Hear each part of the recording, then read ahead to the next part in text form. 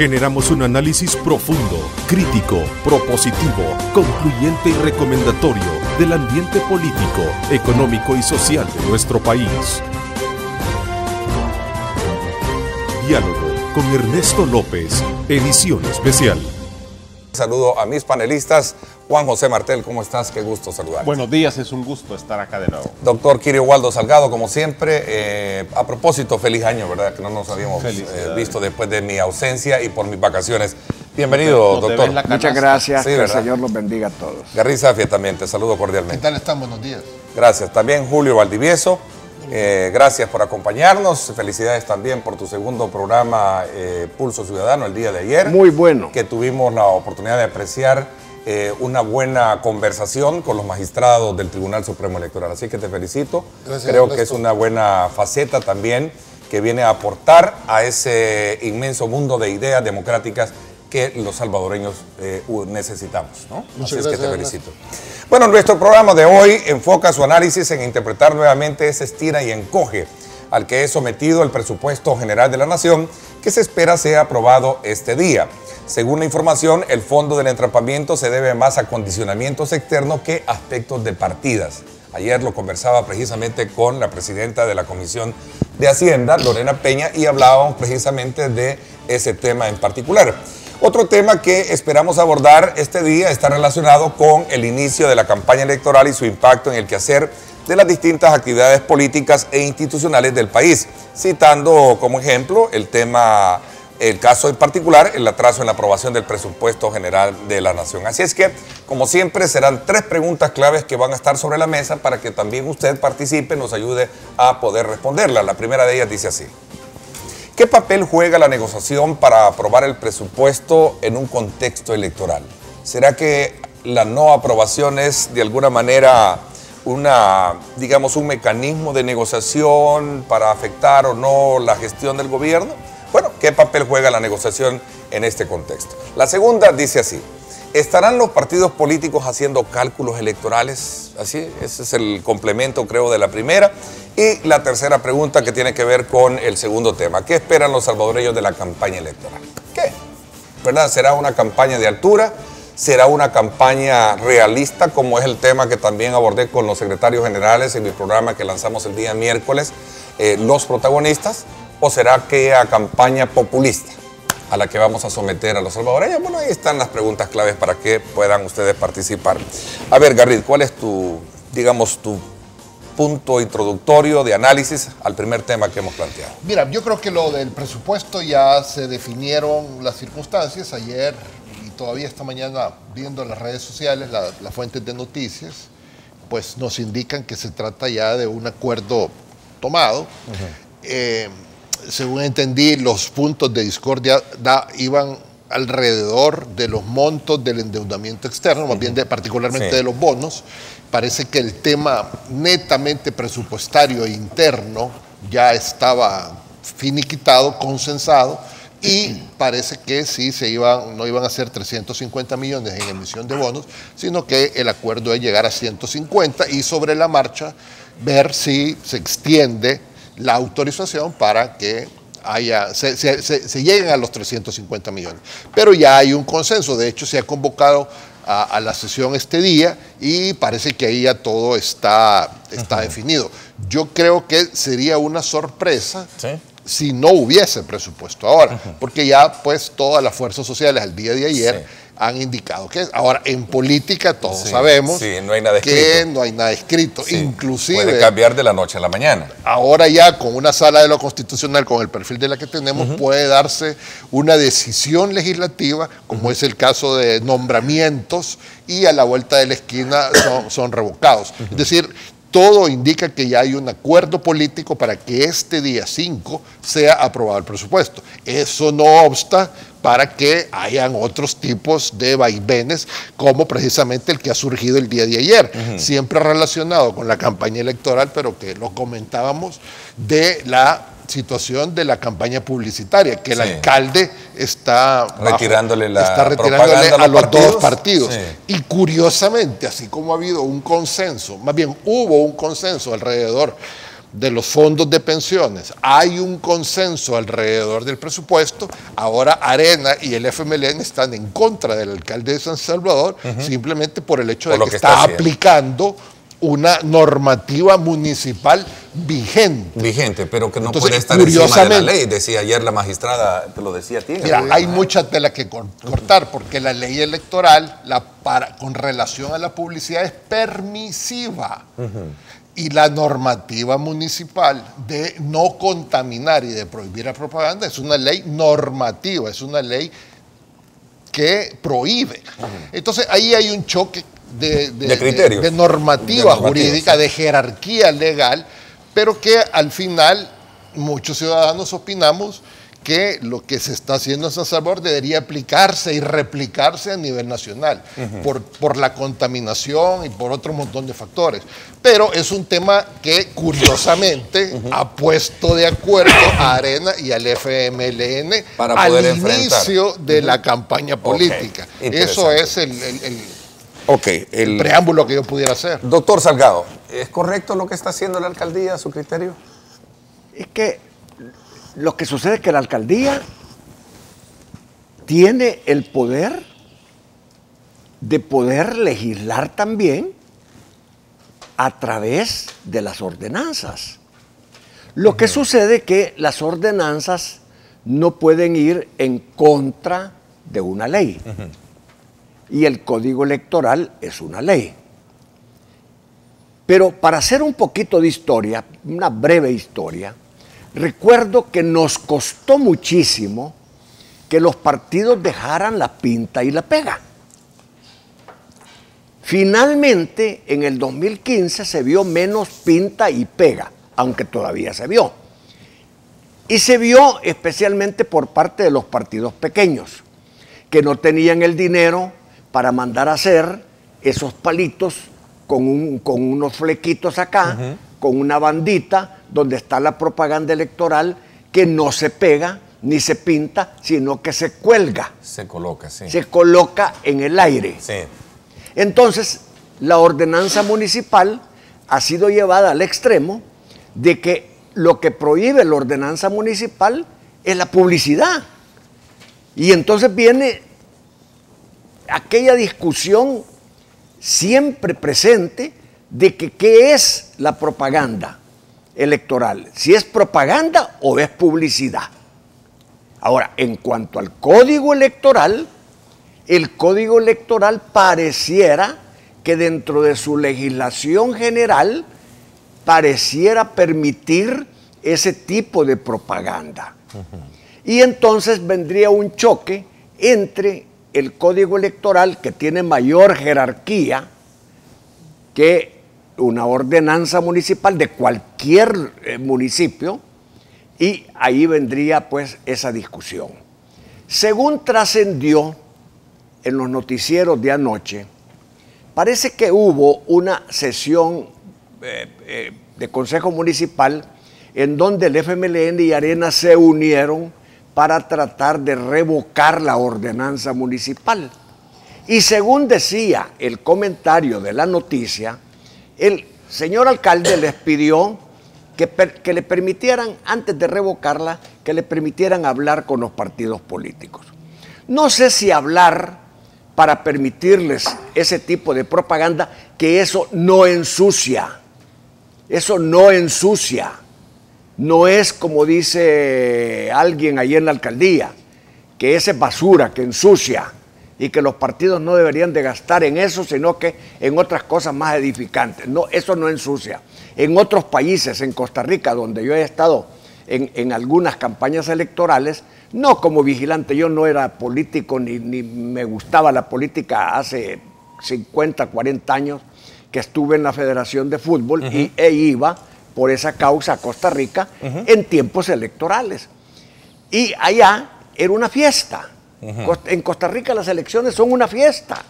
Y me di cuenta de esas banditas que se ocupan también por los candidatos en los Estados Unidos, que no pintan ni pegan, Sí. sino que ponen esas banderitas con la foto del candidato y el partido. Es una propaganda más limpia. Entonces, diría, es una más limpia, para sí. mí es una propaganda limpia. Limpia, sí. Eso no ensucia. Ok. Entonces, en eso estamos ahora.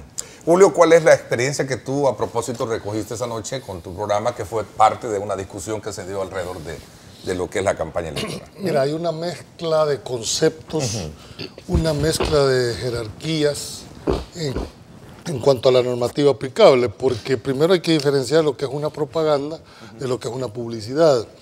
Además, esto es un derecho reconocido en el artículo 172 del Código Electoral, a los partidos políticos el derecho a la propaganda. O sea, no es una potestad que le queda al municipio. Segundo, está regulado en el mismo Código Electoral que queda prohibida la pinta y pega.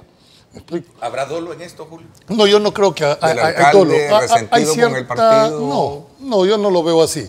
Creo que lo que ha hecho es una mala interpretación en cuanto a lo que es una propaganda. Por supuesto que nadie estamos a favor de que hayan brochazos, que anden pintando en la calle, eso definitivamente no. Lorena Peña me decía ayer, fíjate que cuando le pregunté sobre eso, es un acto de inmadurez, le decía, madure, señor alcalde, le decía, a Nayib Bukele le decía. Yo no sé. Si es un acto de inmadurez. Esa es una valoración eminentemente política, la cual yo no la compartiría. Lo que yo sí te puedo decir es que hay dos situaciones. Uno, a través de una ordenanza municipal, si te vas a la jerarquía de la legalidad, prevalece el Código Electoral. Y aquí nadie puede alegar ignorancia de la ley, mucho menos los funcionarios.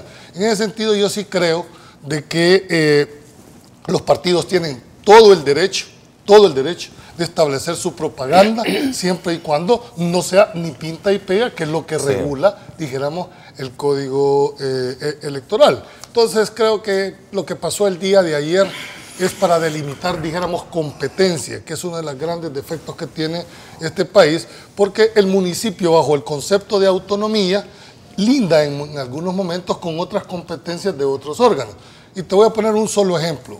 Muchos alcaldes en el país se ponen incluso jefes de distrito, como diciendo, mire, aquí mando yo.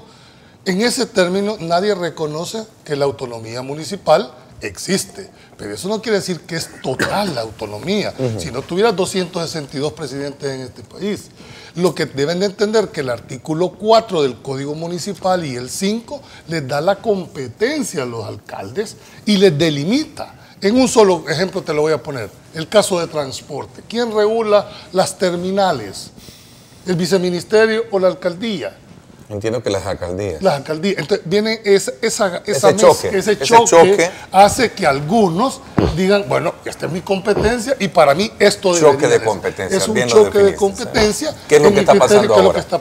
A ver, Juan José Martel, a propósito, voy a aprovechar, adelantarme, a comentarle a nuestros amigos televidentes que este es tu último programa acá con nosotros, en vista de que ahora pasas a otra palestra pública, política, partidaria, de la cual pues obviamente le vas a dar la atención esmerada. Así es que creo que es importante reconocerlo a nombre de todo nuestro equipo del día viernes, ese, digamos, buen balance que tú has hecho a lo largo de todo este tiempo, que a pesar de ser político, de partido, has sabido manejar y ser ecuánime en tus planteamientos sin, de alguna manera, acarrear agua a tu propio molino. Así es que te felicito y qué bueno que hayas tomado esa decisión. En el país se requieren de nuevos elementos que vengan a darle otro toque a lo que es el ejercicio de la política como tal. Gracias, Ernesto, y gracias, amigos. Realmente en estos años, en este panel, he aprendido mucho de ustedes. He aprendido a discutir con seriedad, con tolerancia, manteniendo la amistad. He aprendido a seguir el pulso político del país, el pulso económico de manera sistemática. He aprendido a exponer mis ideas mejor y he aprendido también a reconocer cuando no tengo la razón. Cuesta, es lo que más cuesta, que es el aprendizaje. Por lo tanto, yo estoy muy agradecido. Quizás lo más valioso que yo me llevo, más valioso incluso que el aprendizaje, es que a lo largo de estos años, en este panel, he hecho 4 grandes amigos, que son ustedes, igual amigos como Boris, el productor, como Cristina, que nos ha apoyado tanto, Freddy Ungo, que es una gran figura y un gran aporte en este canal, y obviamente don Tony Zafia. Es un gran líder dentro de un gran líder, él es un líder dentro de este esfuerzo. Y el presidente del grupo también. Don Tony Zafia. A todos les estoy agradecido, me siento honrado de contar con la amistad de ustedes, y ha sido quizás la mejor oportunidad de mi vida. Quiero decir que primero me gustaría sobre el tema del presupuesto, porque parece que nos saltamos un poco. Miren, el presupuesto, como bien dice Félix, ya debería de estar finiquitado. Creo que se enredó demasiado. El punto de fondo es que el presupuesto se presentó con un desbalance de un poco más de 500 millones de dólares. Y en este país, en que no es posible desarrollar política monetaria por la dolarización, todo desbalance solo hay una forma de cubrirla, que es a través de los créditos internacionales. Y en ese marco hay ya resoluciones de la sala de que el presupuesto debe de ser balanceado, y por lo tanto se necesitaba entonces tener la seguridad de la votación calificada para poder resolver el problema del desbalance. Creo que eso es lo que abrió la puerta de un debate que a mi juicio ha sido positivo y ha sido sano. Es decir, no se pueden aprobar los presupuestos del Ejecutivo simplemente porque ya llegaron.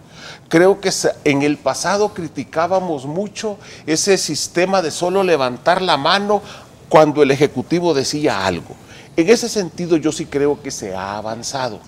Lamentablemente se cruzó el interés electoral, pero hubieron cosas interesantes. Por primera vez un partido nacionalista pidió la intervención de organismos internacionales para comprobar si estaba realmente balanceado en ciertos aspectos el presupuesto y si cubría ciertos requisitos. ¿Qué es el BID? Creo que todo eso, efectivamente, todo eso creo que ha contribuido, y yo diría, ya no hay pretexto para no aprobarlo. Para postergarlo. Hoy a las 8 de la mañana hay presupuesto, ¿no? Así es, necesitamos presupuesto. El presupuesto es una herramienta que empuja el crecimiento económico.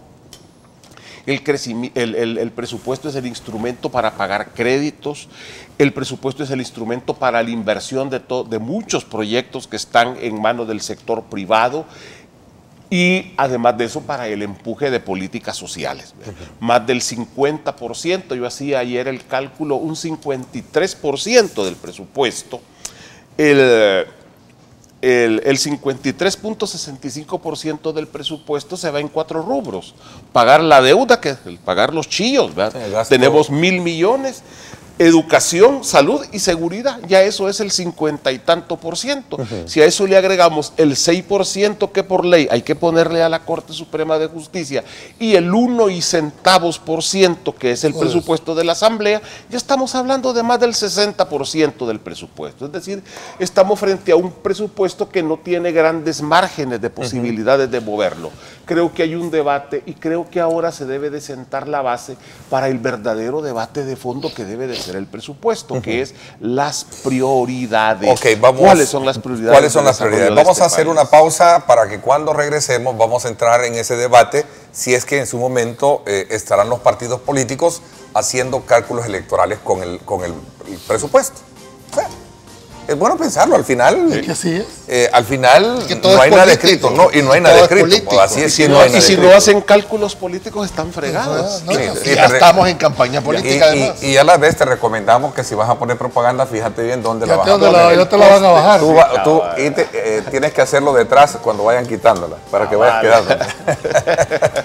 Vamos a una pausa, gracias. Hoy es viernes, póngale buen sentido de humor al viernes. Recuerde, arrancamos el año también con mucho optimismo. Gracias por estar con nosotros. Vamos a la pausa y regresamos con el debate abierto sobre estos temas. Diálogo con Ernesto López, edición especial. Estás viendo Diálogo con Ernesto López.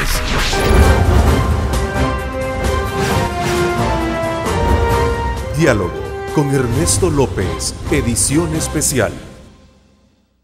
Uno es el mejor aliado para cumplir tus metas porque somos uno en ahorro y crédito. COP 1. Juntos somos uno.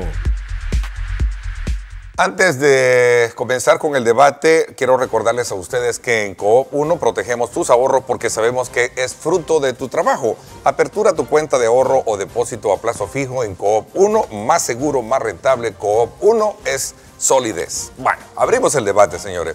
¿Estarán los partidos políticos haciendo cálculos electorales con el tema del presupuesto? Y el resto tiene la palabra. Ahora ya estamos en campaña política. Cada movimiento, cada palabra, cada silencio de cada partido político es parte de un proceso calculado, analizado, estudiado para ganar votos. Ahorita estamos ya en la carrera, ya inició abiertamente la carrera para la consecución de votos. Evidentemente, todo personaje político que habla, que no habla, que opina, es parte de este proceso. Entonces, es absolutamente cierto que ya estamos en una campaña política. Pero en la cuestión del presupuesto, Garrido, antes de la campaña política, ya cada parte de los dos partidos grandes tenían sus estrategias. Y sus cálculos, Mira, correcto. yo no estoy para chuparme el dedo de creer que el ministro de Hacienda no infla el presupuesto sabiendo que se lo van a recortar. No hay que chuparse el dedo. En otras palabras, cuando el FMLN, el ministro de Hacienda, aceptan la posición de Arena, que después de tanta negociación, entre comillas, que no eran negociaciones, era conjugar el verbo fregar, llegó a una cifra en donde para Arena era tolerable. Y aquellos 550 millones que pedían, inflados también, ahora se han vuelto a 100 o 200 millones, que es manejable. Y que en el camino, dicen los de Arena, vamos a ir viendo qué va pasando. Obviamente hay que considerar una cosa. No sabemos cómo va a quedar la configuración de la nueva Asamblea Legislativa. ¿Qué tiene que ver eso? Eso tiene que ver mucho, ¿sabe por qué?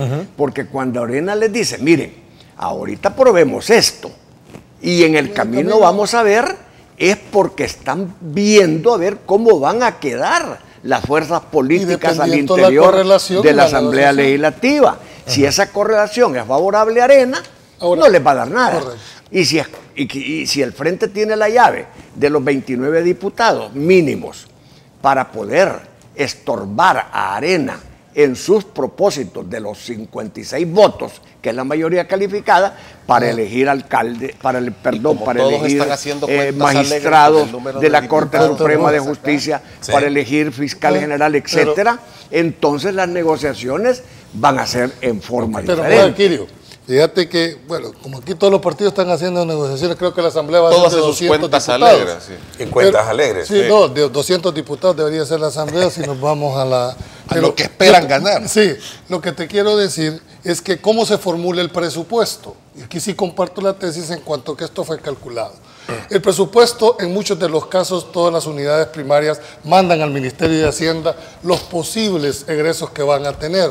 En algunos de los casos, yo no sé ni por qué les mandan a pedir, porque lo único que hace el ministerio en un momento determinado es decir, mira, este es lo que tenés y ahí ves si te ajustas o no. O el que lo elabora sabe que le quitan el 10 o el 12% de su presupuesto. Esto ya estaba calculado y definido. El hecho de decir, bueno, vamos a ajustarnos, y dieron la impresión de que cedían por un lado en cuanto y dejémoslo que empiece a correr. La única razón de esa realidad es que van a esperar, como muy bien lo planteaba Quirio, cuál va a ser la correlación de fuerzas que va a existir en la próxima Asamblea Legislativa a efecto de determinar quién va a tener la llave, sobre todo en el tema de mayoría calificada. Julio, yo agregaría otro elemento. Los partidos grandes se han puesto de acuerdo en aprobar el presupuesto porque la no aprobación le es lesiva a los dos más grandes. Hay una maquinaria comunicacional tan fuerte en el FMLN y en Arena que esa presión de la no aprobación o de no ceder afecta ya a los más grandes. Y con toda esta ola de descrédito de la clase política, han preferido mejor ponerse de acuerdo, quitar ese tema y enfocarse ya a la campaña política. Pero fíjate que lo interesante es que el debate no se da en torno a si el presupuesto está inflado, sino en torno al problema del crédito que se necesita para inflar el presupuesto. Te voy a poner un ejemplo. A la mayoría el calificada. presupuesto de este año fue de 4.957 millones. El del otro año, el que están aprobando ahora, es de 5.520 millones.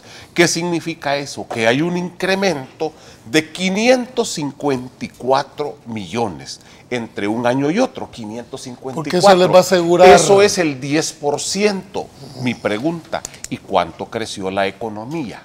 2.4. Así va. Y tenemos un incremento del 10%. Pero el ministro también dice, miren, este presupuesto de 5.520 millones, resulta que yo lo que voy a percibir, eso es lo que yo voy a gastar. ¿Cuánto voy a ganar? Dice, voy a ganar por un lado 4.500 millones y por otro lado 900, es decir, 5.100 millones. Eso es lo que deja el déficit aproximado de la cantidad que se ha estado discutiendo, el desfinanciamiento de los 500 y tantos millones de dólares que fue el problema original. Entonces, como habían 500 millones de dólares que estaban desfinanciados, que el mismo ministro lo reconoce cuando presenta, y que, ojo, ese desfinanciamiento es similar al incremento que está teniendo en relación al año pasado, ojo, es lo que crea el punto. Entonces, ¿cómo están negociando? Lo están negociando, mira, para no endeudar tanto el país, porque el problema, yo insisto, es que en otras partes el déficit fiscal se maneja con política económica. Aquí estamos dolarizados y por lo tanto no podemos desarrollar ese muro de política económica. Entonces, ¿qué es lo que sucede? Viene y le dice, mire, hagamos una cosa, por un lado reduzca y por otro lado le vamos a dar una parte en crédito. Entonces empezó el debate, reduzca 200, le vamos a apoyar 300, pero Lorena, para ir superando ese. El gobierno, ahí es donde ya entra el debate político. Mira lo que dice Lorena. Sí, pero lo que digan ahí los agentes políticos no es lo que realmente se maneja. Pero 100 millones no es un recorte bestial frente a un pero presupuesto de 5.500 a Ernesto. Espérate, solo quiero hacer un nuevo planteamiento en el porcentaje que tú estás hablando. Mira, esto no es cierto, esta negociación viene desde hace tiempo. ¿Qué es lo que han hecho los dos partidos más grandes? Ambos saben que los dos tienen, uno cree que tiene la posibilidad de retener el gobierno y el otro de que pueda ganar el gobierno. ¿Y qué es lo que están diciendo? Bueno, como tenemos esa posibilidad, dejemos limpia la mesa para que el que llegue en el próximo año tenga una capacidad de maniobra. Pero es que el que llegue va a ser en el 2019, sí, no ahorita, en el 2018. Pero que te va a tocar pagar 1.200 millones al nomás ingresar el nuevo gobierno. Te acordarás que ese incremento que estás haciendo del 10%, que son los 500 millones de dólares, fue la negociación que se dio incluso con el tema de las AFP. Esto no es una relación de que vos crees que ahorita coyunturalmente están negociando las prioridades. Estos son acuerdos que vienen los dos partidos mayoritarios estableciendo negociaciones en función de la expectativa del 2019. ¿Y por qué llamaron al BID y al Fondo Monetario? Legitimidad. Porque sencillamente el BID y el Fondo Monetario lo que quieren es proteger en el presupuesto que vaya la cuota para ellos y que no les vayan a fallar.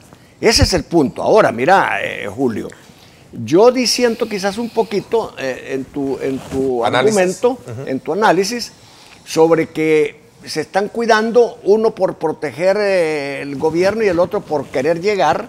No, en este año no. Si lo crucial va a ser con el presupuesto del 2019. En el presupuesto del 2019 las cosas van a ser diferentes. ¿Por qué? Porque Arena pretende llegar y el FMLN pretende quedarse y entonces van a sacar un presupuesto de consenso que le permita a Arena, si llega, gobernar, y al FMLN, si se queda, gobernar. Y en esto es importante, de nuevo vuelvo a decir, cómo va a quedar conformada la Asamblea Legislativa hoy. Yo lo que quiero recordar es que la aprobación del presupuesto lleva un espanto, que es el espanto del incumplimiento. Ese incumplimiento, Externo. ese default que se generó el año pasado, generó una grandes inconvenientes al país como tal. Los dos partidos grandes, como siempre, se echaron la culpa. Crispó los ánimos, generó alzas en los intereses, es decir, generó muchísimos inconvenientes financieros, económicos, de imagen, etc. La no aprobación oportuna del presupuesto podría acercar otra vez ese espanto. Por eso fue que el BID y los organismos internacionales intervinieron para alejar esa posibilidad. Proteger su plata. Y de nuevo, los dos partidos, al no aprobar el presupuesto, le genera desgastes para ellos mismos. ¿Por qué? Porque los dos grandes partidos tienen la maquinaria comunicacional como para atacar al otro. Uno con lo del default, otro con lo de los gastos, etc. Entonces, a los dos les conviene mejor ya cerrar el capítulo del presupuesto, dejar las finanzas más o menos para lo que viene de la campaña y enfrascarse ya en la campaña política. Ahí pues, yo te digo que estás poniendo como que solo arena y el frente, pero ninguno de los dos aisladamente puede tener mayoría para aprobar el presupuesto. Pero son los que manejan los hilos, Julio. Sí, pero sin los partidos pequeños o sin los partidos con menos representación, ninguno de los dos partidos grandes tuviera la mayoría simple. Ahí no, pero la calificada la tienen. Sí, no, pero para aprobar presupuesto no. Para aprobar presupuesto se necesita mayoría simple. No, si se ponen de acuerdo. Mayoría simple para aprobar. Para endeudar al país se necesita 56. Mira, si se pone de acuerdo Arena y el FMLN, tienen los votos. Es que si el presupuesto que se presentara estuviera totalmente balanceado, los ingresos en relación a los gastos, no necesitaría más que la mayoría simple. El problema es cuando hay una parte del presupuesto que debe de financiarse con crédito. Entonces ahí es donde en la práctica no es que se necesite mayoría calificada para aprobar el presupuesto. Lo que se necesita es mayoría simple, pero como está condicionado su cumplimiento a créditos, entonces por eso es que necesitan salir de los dos problemas, porque la única forma de poder balancear entonces el presupuesto es con la deuda, y esa tiene que estar aprobada. Esa es la realidad con la que nos estamos moviendo. Ahora, el punto es que aquí hay rubros que no se pueden mover. El rubro, por ejemplo, de pago de deuda, ese no lo tocan. Mejor reducen salud, de hecho han reducido algunos presupuestos sociales en educación, me parece, en salud, y que no debieron haber reducido. Ese debería ser el debate, Juan José, las prioridades de recorte. Eso es lo que le quitas a educación sabiendo que tenés un problema serio, por ejemplo, de deficiencia de salud. Dándote cifra redonda, vas a pagar 1.000 millones en pago de deuda, pero vas a invertir 932 en educación. Es decir, lo que gastamos en educación es menor que el pago de la deuda, y en salud 612 millones y en seguridad 416 millones. Es decir, lo que se gasta en seguridad, con lo grave que es este problema, es menos de la mitad de lo que tenemos que pagar en deuda. Por lo tanto, esas son las verdaderas complicaciones. Ese debería de ser el verdadero debate en este país. ¿Cuáles son las prioridades? ¿Cuál es el sentido? Pero ese es el debate que tenemos totalmente ausente en la actual Asamblea Legislativa. Ahora, para mí hay avances, sí. El hecho de que se tenga presupuesto balanceado, el hecho de que ahora sí el presupuesto se discuta con un poco más de seriedad, el hecho de que haya participación de organismos internacionales que por lo menos dan una opinión y califican, porque no se pueden meter, pero hombre, formalmente hablando. Y me alegra que sean los nacionalistas, ¿verdad?, los que estén pidiendo la intervención extranjera, pero en estos casos creo que ha sido positivo, y yo cierro con esto. No hay pretexto para que este día no aprueben el presupuesto. Dios te oiga. Ojalá. Y además de eso, señores, tomen en cuenta que es un presupuesto de 5.500 millones de dólares. Los que estudian esta materia, los organismos de transparencia, denle seguimiento a todo el presupuesto, porque muchas veces es más fácil concentrarse en el de la Asamblea, que es el 1 y centavitos de %, y dejan el otro 98 y tanto por ciento sin control. Necesitamos control ahí te de retomo, todos los órganos del Estado. Ahí te retomo como algo muy valioso el no financiamiento que se les va a dar a las ONGs. Eso es buenísimo. Eso es buenísimo, eso es más transparente. Y el llamado, evidentemente, a la Corte de Cuentas de la República para que fiscalice todos estos recursos, porque no solo es el hecho del mandato en el papel, es el hecho de irlo a auditar realmente, a investigar qué se hace con esa plata. Porque para mí, no solo es la aprobación del presupuesto, viene la ejecución del presupuesto. Es más, cuando a una cartera le asignan, por decirte, 20 millones, no creas que le tienen los 20 millones ahí guardados. No, todo es cuentagotas. A que la otra va. Todo es cuentagotas y un plan de trabajo mensual. Ahora, yo sí creo que es injusto, y aquí es donde la ciudadanía le va a poner mucho cuidado a los diputados, a los que van a ir a reelegir en este momento.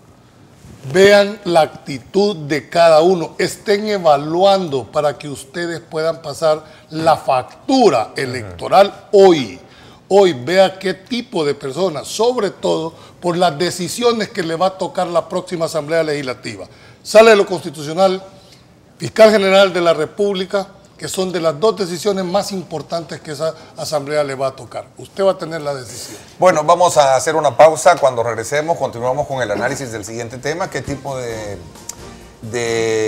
campaña electoral vamos a tener para los próximos días? Interesante analizarla desde el punto de vista de ustedes. Pocas horas separan a casi 190,000 salvadoreños de conocer su futuro en los Estados Unidos como beneficiarios del estatus de protección temporal conocido como TPS, que está vigente, por cierto, desde el año 2001 y que se ha ido extendiendo 11 veces hasta la fecha. Así es que para este día o el día lunes se estaría oficializando o de alguna manera, esperamos que no sea así, pues suspendiendo lo que sería el TPS. Así es que desde ya pues vamos a estar dándole seguimiento en cobertura periodística y también de opinión. Por cierto, mañana a las 7 de la mañana en directo con Ernesto López Radio, Astrid Ábalos y este servidor vamos a hablar sobre este tema desde la perspectiva del impacto y también del tema de la migración con el director de migración, el licenciado Héctor Rodríguez. Así es que los invito a que me acompañen mañana a 7 de la mañana a través de 107.7 Fuego, estación del Grupo Radial Megavisión. Astrid Ábalos y este servidor conversarán con el director de migración sobre este importante tema. No se lo pierdan. Vamos a la pausa y regresamos. Uno es el mejor aliado para cumplir tus metas porque somos uno en ahorro y crédito. COP 1. Juntos somos uno.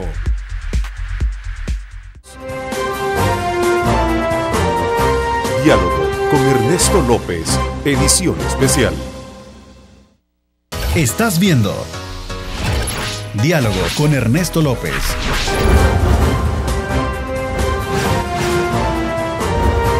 Diálogo con Ernesto López, edición especial. Gracias nuevamente por estar con nosotros. Un saludo muy especial a aquellos que nos están sintonizando a través de nuestra aplicación Megavisión Go. Usted puede tenerla y bajarla en su teléfono móvil completamente gratis acá en El Salvador. Acompáñenos y desde ahí puede usted tener de primera mano la programación de Canal 21 y de todos los canales de Grupo Megavisión, estaciones de radio, así como también estaciones de televisión afiliadas. Así es que desde ya les invito a que nos sintonice a través de Megavisión Go. Gracias por estar en sintonía de nosotros. ¿Qué esperamos los salvadoreños de esta nueva campaña electoral? ¿Propuestas reales o populistas? Es un tema que no podemos pasar por alto, sin menospreciar otros elementos que están en la palestra. Es que esta no va a ser una campaña diferente, Ernesto. ¿Es más de lo mismo? No va a ser una campaña diferente. Tal vez va a ser una campaña en que va a haber un poquito más de imaginación en los anuncios, en los spots, en las manifestaciones, pero no va a ser una campaña diferente.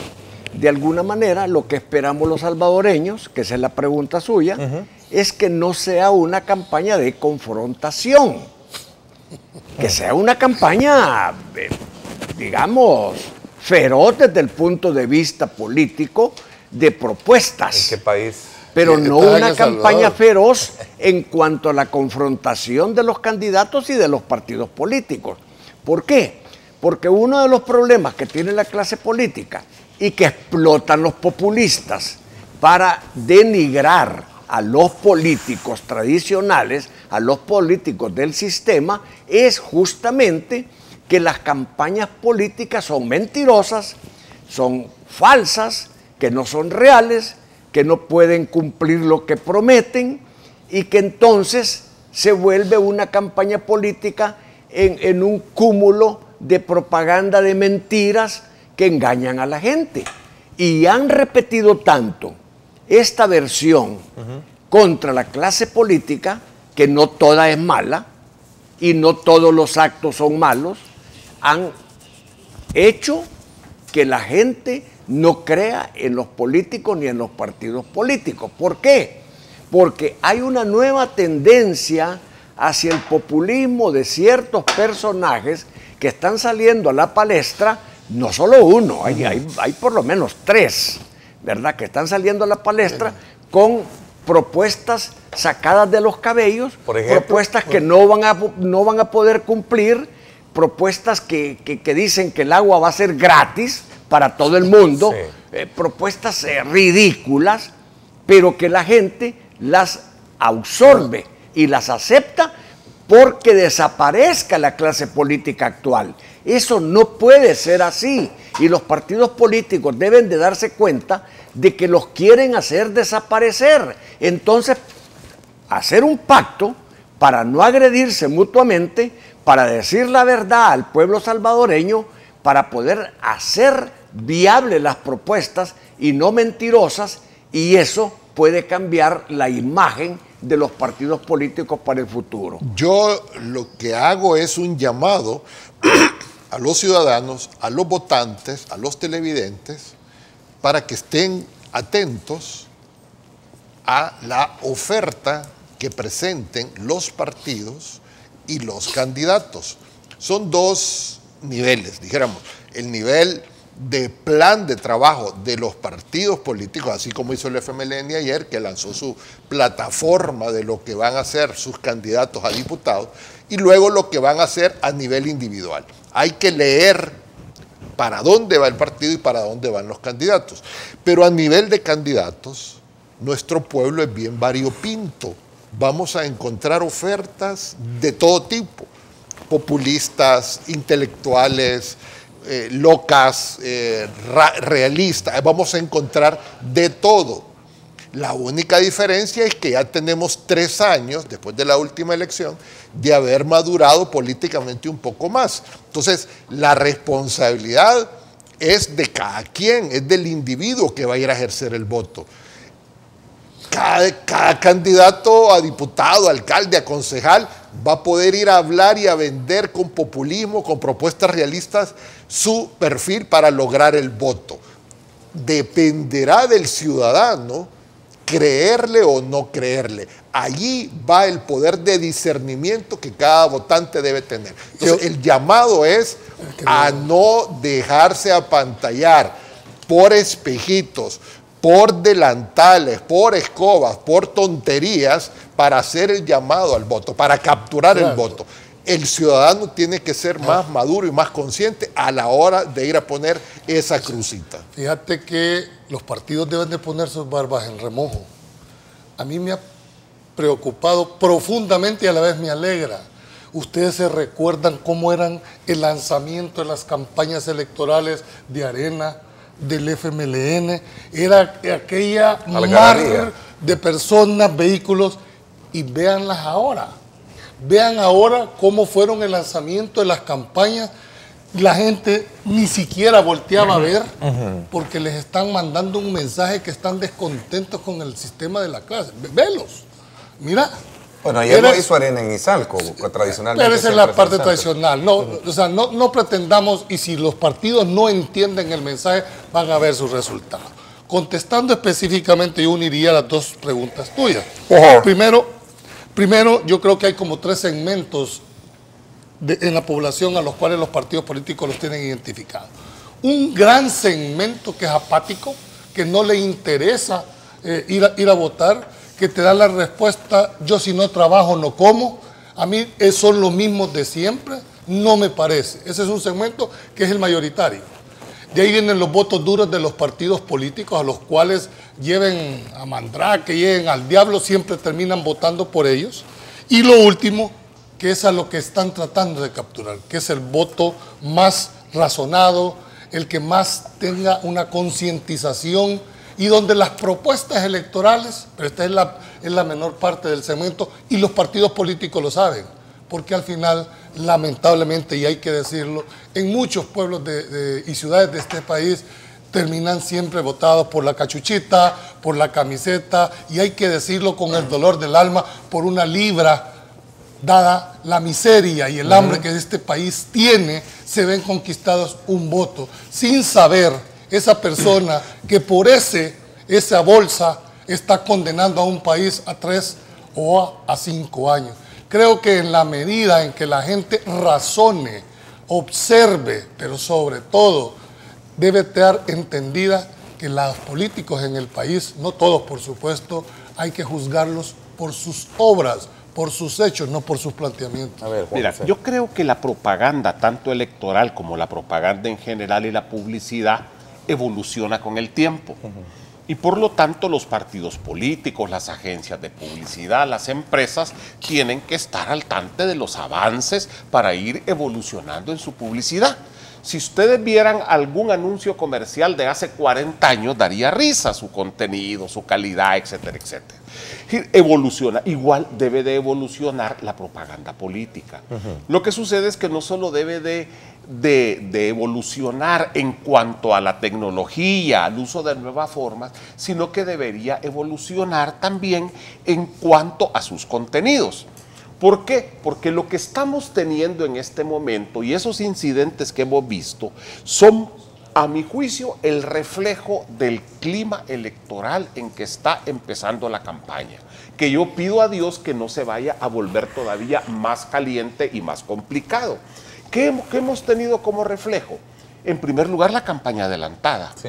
¿verdad? Que incluso llegó a niveles de querer poner vallas unos días antes Bueno, de que pero eso fue empezara unos la días antes, propaganda, no aguante. lo cual es inteligencia de ratón, ahora es de los inteligencia de ratón, pero lo hicieron. Segundo, la actitud de la alcaldía municipal sobre la propaganda, es decir, contaminación visual también son muchos MUPI, son grandes rótulos, en fin, que incluso hasta le tapan al ciudadano poder pasar bien la calle y hay hasta atropellados porque hay un... Entonces yo creo que en el fondo, y fíjense ustedes el tipo de propaganda que se ha retirado, de qué partido es, o hay más partidos que se haya retirado propaganda. Entonces eso es parte de un clima en el que lo que necesitamos es definir con precisión las leyes. A mí me gustó la idea al final en el Consejo Municipal de que haya diálogo con los partidos políticos y la alcaldía o Nayib. Por lo siguiente, creo que dialogando es como se puede lograr algo positivo para todos.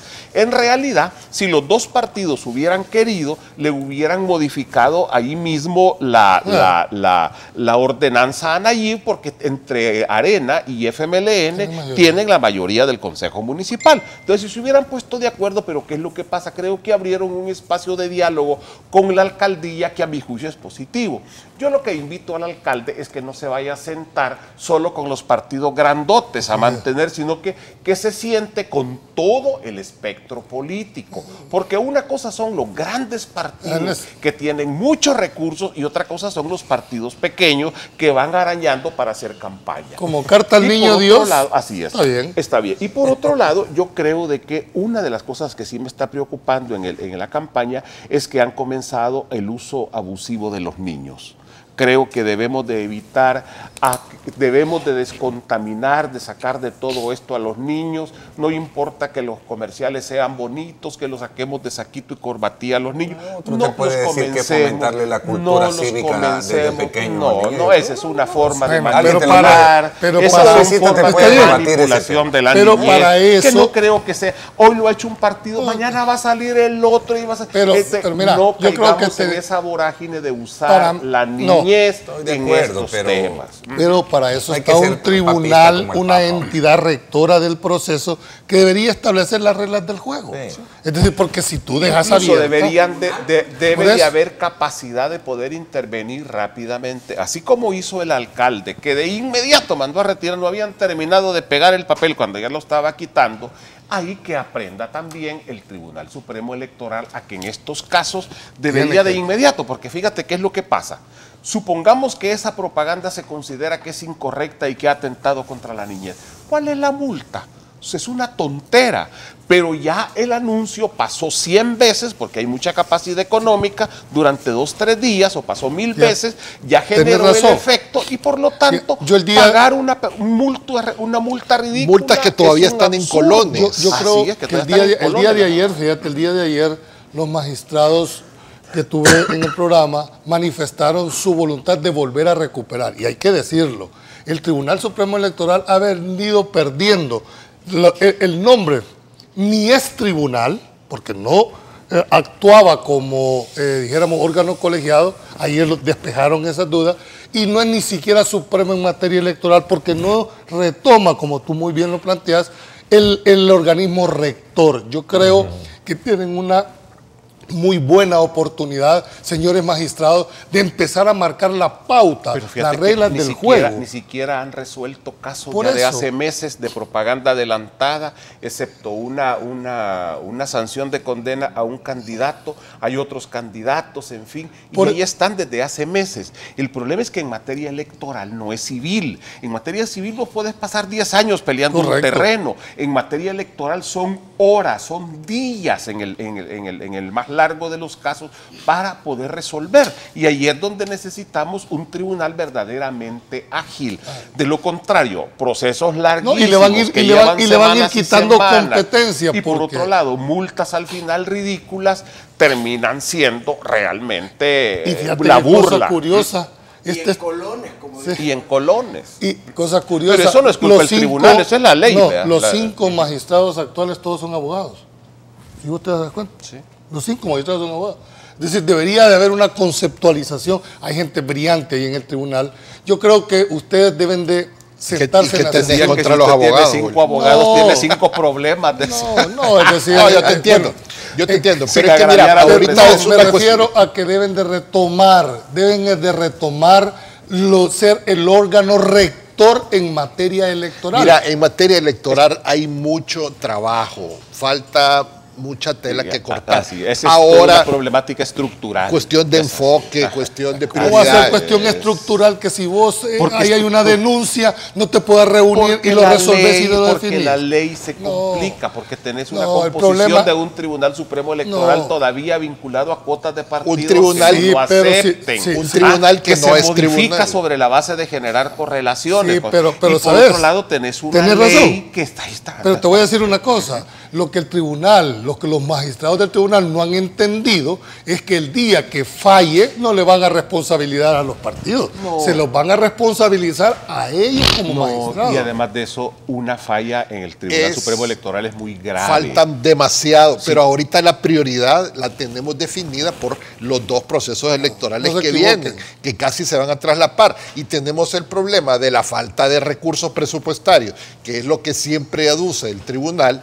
Entonces, sin el acuerdo político de los partidos en la Asamblea Legislativa, vamos a seguir teniendo la misma ley electoral, la misma situación, y no vamos a generar las reformas que se requieren para que el sistema democrático vaya evolucionando. Pero mira- va evolucionando en función de la cultura política, pero no en base del marco jurídico. Pero mira, a mí realmente, se los digo con toda sinceridad, lo que me preocupa es la capacitación y el protagonismo que van a tener esas gentes capacitadas en el momento de sentarse en las mesas receptoras, en las juntas receptoras de votos y en el momento del conteo de los votos. Eso sí me preocupa. ¿Por qué?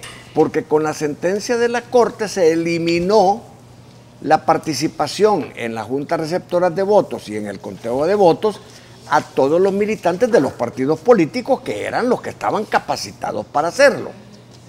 Era preferible estar vigilando a aquellos que no hicieran fraude que estar vigilando a estos miles de personas que no están capacitadas. Algunos de ellos todavía no saben que están en las listas llamados a integrar juntas receptoras de votos, por lo tanto no han llegado, no han sido capacitados, y cuando venga el conteo de votos, ahí vamos a ver que va a haber un gran problema. Eso sí me preocupa. A ver, por cierto, el presidente del Tribunal Supremo Electoral, lo destacan colegas del diario de hoy, este día, denunció el ataque al sitio de consulta de los ciudadanos para las juntas receptoras de votos, doctor. Sí, para mí fue colapso. Hubo un hacker, yo no creo que ha sido ataque. ¿Sí? Hubo un hacker, dicen que para mí fue el sitio web habilitado no para les que los colapsó el ciudadanos sistema porque toda la ¿quién gente te lo confirmó? No, ayer el magistrado Cardosa con la Miguel magistrada Cardosa, Guadalupe, se hizo también esa, y ambos dijeron que sí, efectivamente hubo un ataque, un ciberataque. No podían decir de parte de quién, pero que sí atacaron el sistema y fueron categóricos de decir que eso no va a ocurrir el día 4 de marzo y que estaba ya ni siquiera en las pruebas. Yo donde sí quiero retomar nuevamente la pregunta por el tema que se va a ver que se viene en estos momentos con el tema de la campaña, es que ¿quién es el órgano rector en materia electoral? ¿Quién es? El Tribunal Supremo. Constitucionalmente es el que debería de manejar, es el que debería poner las reglas del juego. Es si no sería Supremo. Lo que pasa es que frente a esa falta de coordinación como entidad colegiada, precisamente deja los espacios a que alcaldías, a que partidos retomen el papel a que ellos están obligados. ¿Tú ves a un tribunal integrado según la experiencia o no lo viste integrado? No lo veo integrado a pesar de que hay varios magistrados que sí tienen la voluntad. Pero en algunos casos no tiene toda la culpa el tribunal. Es que también la ley no se adecuó, es decir, mantuvo los plazos de los partidos políticos para presentar las ternas de supuestos no partidarios. No me estaba refiriendo a eso, me estaba refiriendo al tema de la propaganda. Ahora, hay cosas que sí. Ahora, en el tema de la propaganda, igual, el problema es que se han establecido procesos legales, procesos de ley demasiado largos y complicados. Entonces, además, es un mismo tribunal que está llevando la parte logística, la parte administrativa y la parte jurisdiccional de todo evento electoral. Fíjate que voy a coronar un poco la discusión que tenemos a lo que yo percibí de los secretarios generales de los principales partidos políticos en el programa Los Protagonistas del día miércoles. Les hice la pregunta, pese a todos estos cuestionamientos, dudas, emplazamientos que tiene el tribunal, ¿ustedes confían que el país va a ser sometido a un proceso electoral transparente? ¿No hay derecho de pensar a fraude? Me dijeron que no. El único fue el secretario general del FMLN que dijo, nosotros sí le vamos a dar el beneficio de la duda. El resto de partidos políticos... Perdóname, pero eso, yo vi tu pregunta y vi la respuesta de lo que yo... confiados. Hoy, lo que no dimensionaron los secretarios generales es que ustedes están entrando a un juego, están avalando las reglas, por lo tanto van a avalar el resultado. Es que la confianza... No se va a valer, permíteme, no se va a valer que el día de mañana entres a un juego y si los resultados no te fueron favorables... No vas a protestar. Vamos a hablar de esto cuando regresemos porque es bien interesante este punto. porque la confianza no depende de eso. Pero la mayoría la expresaron a ese. Ya te voy a explicar hoy que regresemos de qué depende la confianza en el interesante. tribunal. Nos vamos a la pausa. Gracias por estar con nosotros. A usted también que nos está acompañando a través de la aplicación Megavisión Go, nuestra señal a la mano para que usted la pueda tener en su teléfono móvil y pueda desplazársele e incluso hasta en su vehículo con nuestro programa. Sí va a salir. Gracias. Vamos a la pausa y volvemos. Diálogo con Ernesto López, edición especial. Estás viendo Diálogo con Ernesto López.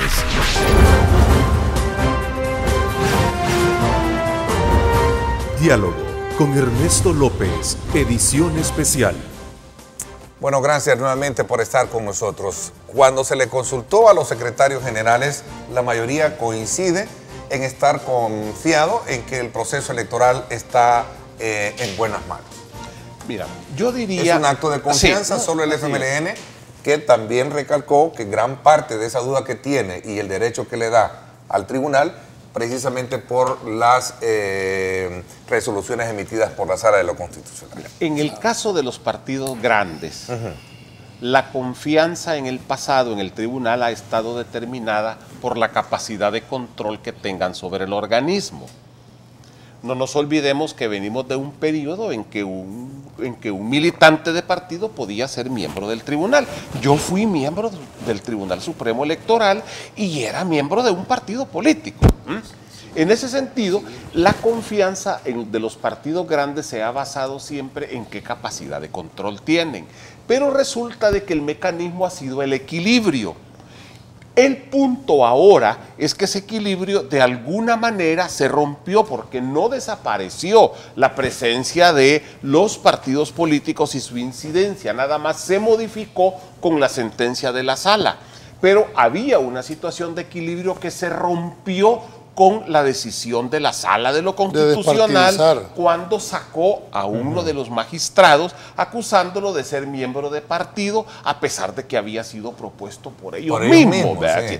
Entonces, eso es lo que genera un desbalance en una de las fuerzas tradicionales que en el pasado confiaba en el equilibrio y que ahora está en una situación de desventaja. Y ahí es donde se expresa que algunos digan sí y otros digan, espéreme, yo le pongo el derecho de la duda. Pero el problema, oíme, pero el problema, y con esto cierro, el problema con esto, así es por eso, el problema es preguntarles a los partidos políticos que no tienen representación en el Tribunal Supremo Electoral. Ahí igual vas a tener otra opinión distinta, porque hay partidos que no tienen ninguna posibilidad de incidencia y como además se desbalanceó porque de repente hubo un partido que no tenía incidencia y lo logró a raíz de la salida de Ulises, todo eso ha generado un clima un poco complejo. Ahora, los secretarios pueden decirlo del diente al labio, pero están atentísimos a todo lo que está pasando en el Tribunal Supremo Electoral. Este proceso electoral, dado cómo se están dando las condiciones en otros países, los cerrados que son las elecciones están atentos a todo su personal, están verificando cada uno de los procesos y los partidos que no lo hagan van a descuidar un tema muy, muy importante a la hora del conteo, a la hora de todas las etapas del proceso, que les puede hacer perder diputados, diputaciones. Fíjate que cuando Ernesto les planteó la pregunta, yo estuve muy atento a la respuesta de cada uno de los secretarios.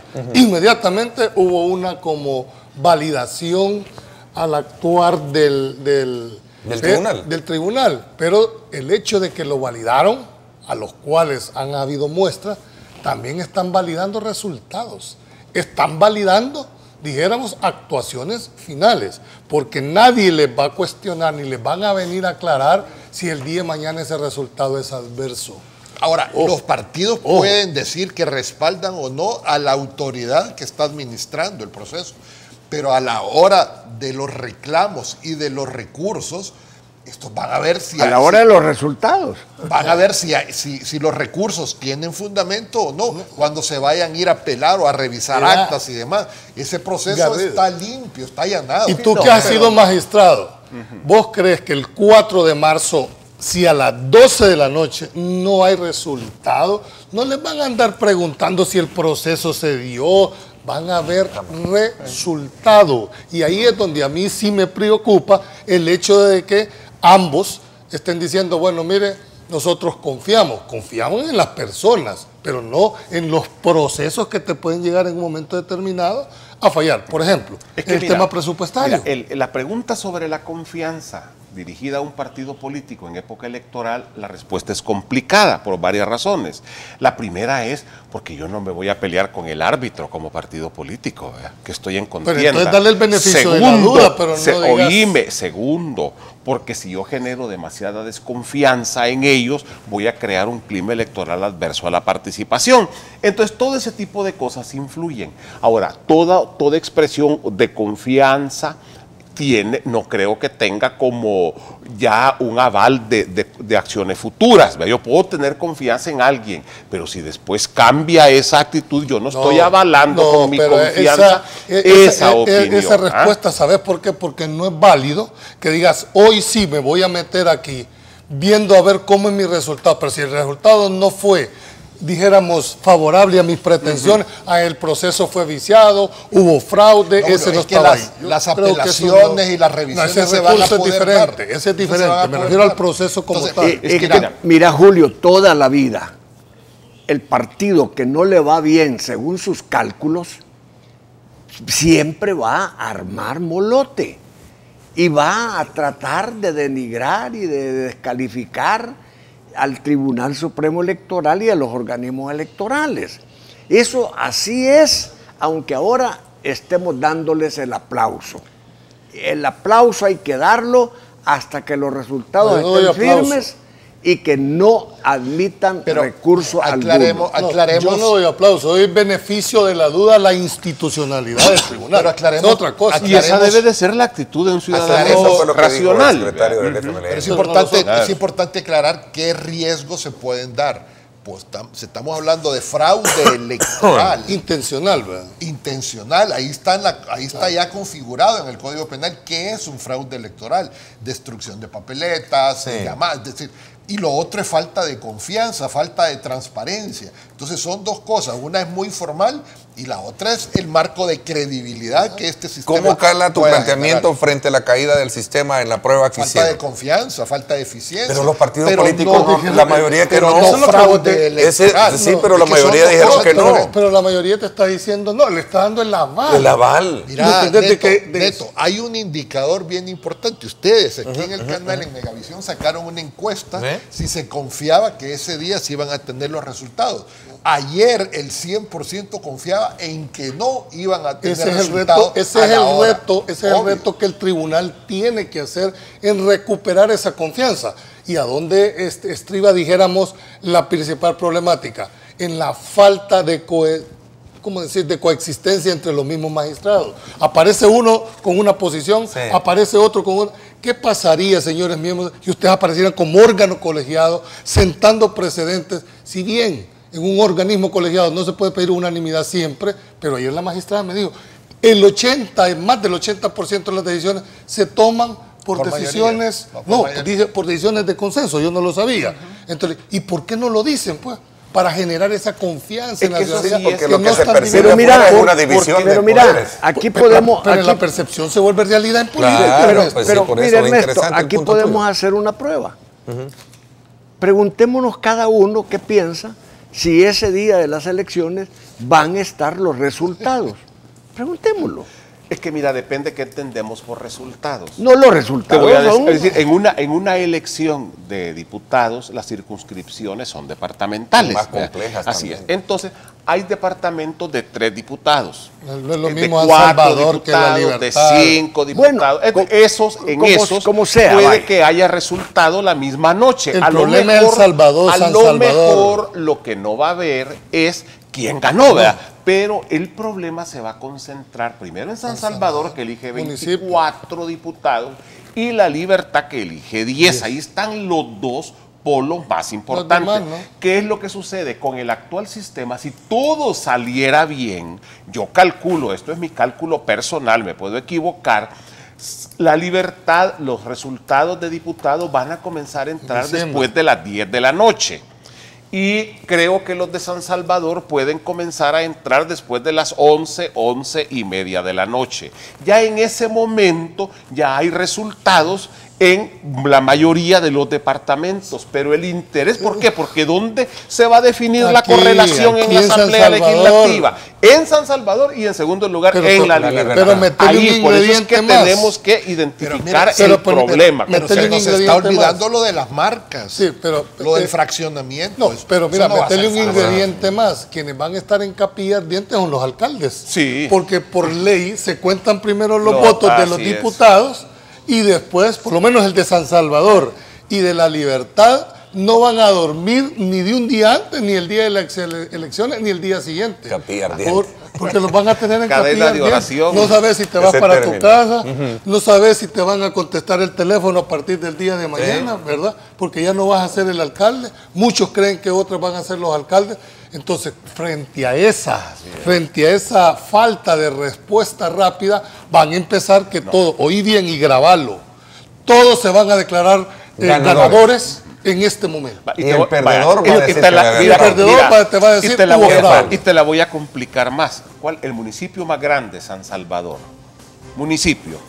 Después de que termine San Salvador departamento, a saber a qué horas de la madrugada, porque puede empezar a correr y a llegar a las 11, 11:30, pero las últimas papeletas va. para que empiece el conteo de la elección de la alcaldía de San Salvador, señores. Con una junta receptora de Con votos una que no junta sabes receptora de si votos. están capacitadas. El cansadas. sistema es fácil de contar los votos de diputados, de alcaldes, pero ya va a ser gente que está desde las 4 o 5 de la mañana despierta, que va a ser a la 1, 2 de la mañana que comience ese conteo. Sin comer. Ahí es donde se va a presentar uno de los problemas, es decir, se van a presentar problemas en los municipios grandes y estratégicos. Por supuesto, a esa hora, los alcaldes de Morazán, de Ya la saben. U, ya esos van a estar celebrando, Todos los o dos de llorando. Pero el problema nuevamente es, por eso que cuando decimos van a haber o no van a haber resultados, no podemos dar una respuesta absoluta de sí o no, sino que de dónde me estás preguntando que van a haber resultados. De las vueltas en Chalatenango ya va a estar celebrando. Y el alcalde llorando los entonces, demás. ¿por qué se le pregunta al tribunal y se pretende que haya resultados en las próximas Porque 24 horas? ellos han ofrecido eficiencia máxima. Eso es otra Y la cosa. gente, y la gente tiene derecho a pedir resultados. Pues. Vámonos Ese- a la ese- Pero hay pausa. procesos que podés acortar con capacitación, pero que llevan tiempo. Ok. No podés madurar con carburo esas decisiones. Vámonos, Semana Santa le va a- vámonos a la pausa comercial, entre otras noticias también bastante tomadas en consideración. Por cierto, es la madera de los dos principales periódicos matutinos del país. El ex secretario privado de la administración SACA, Elmer Charley, y su esposa deberán devolver al Estado 18 millones de dólares tras esa resolución, supuestamente por enriquecimiento ilícito. Ese es civilmente. ¿Qué significa eso? No es penal. No es penal. Devolverlo, nada más. Ahora esa es la resolución. Falta ver todavía si no van a impugnar o meter recursos. Tengo la impresión que lo van a hacer. Lógico. Estos vi la son defensa. juicios no de única instancia, como decimos los abogados. No, aquí van a llegar hasta las últimas Ok. instancias. No se van a- Importante desde el punto de vista de ir bajo la lógica de ir saneando la administración pública. Bueno, nadie puede ser, condenado sin antes haber sido oído y vencido en juicio. Gracias, esos son los términos legalistas, ¿no? Son las reglas del juego. Son las reglas del juego. Un poco de humor político en la caricatura también. Ahí está, mira. Eso es lo que también tenemos en uno de nuestros principales periódicos, ¿verdad? Un humor gráfico. Pero no veo la Vea. de Convergencia. Sí. ¿No ves la Cambio ¿No será, no sos tú el que baja en último también ahí, Juan José? No, a mí me margina. Ah, de veras. No, una broma. No has Ya te no has vamos a puesto ver. todavía como- Sí, todavía no. No has puesto todavía tú, compa. Ten cuidado, no te lo vayan a quitar. Sí, entonces. Dios guarde. Vamos a la pausa, voy a gracias por poner, estar la voy a con estar nosotros. cuidando, ahí va a estar debajo del Sí. poste. Gracias. Vamos a... Diálogo con Ernesto López, edición especial. El futuro es imaginar, es pensar en grande. Prepárate hoy. Estudia en la UFG y amplía tus oportunidades. UFG, tecnología, innovación y calidad. Bueno, gracias nuevamente por estar con nosotros. Por cierto, a propósito, en los pocos minutos que nos quedan, yo creo que es importante pedirle a Dios Todopoderoso que haya una buena resolución sobre el tema del TPS, que de acuerdo a los términos y al plazo, ¿verdad? Este día puede ser anunciado la ampliación o la caducidad del mismo, o a más tardar el día lunes. Yo también me uno a esa decisión, pero no quisiera, dijéramos, dejar por un lado, para yo también unirme al agradecimiento a Juan Vamos, José, sobre todo por el accionar que ha tenido en los últimos años en que nos tocó compartir mesa. Créeme que te deseamos la mejor de las suertes. Aunque ideológicamente nosotros hemos tenido en algunos momentos cuestiones diferentes, pero creo que ha sido un hombre de izquierda razonable, sensato, que ha permitido que una tribuna como es esta no la hayas aprovechado en función partidaria. Y eso es de reconocerlo desde el punto de vista de análisis. Y de altura. Y de altura. Como una persona de creo que ese balance y esa ecuanimidad que has tenido hay que reconocerlo. Y la segunda, yo creo que vas a tener una gran oportunidad de que después de esta palestra llegues a la palestra política de la Asamblea Legislativa y que todos los principios y que todas aquellas opiniones que tú has vertido en este programa que incide de manera directa en la opinión y en los salvadoreños, los pongas en práctica en la Asamblea Legislativa. En mi carácter personal, te quiero desear las mejores de las suertes.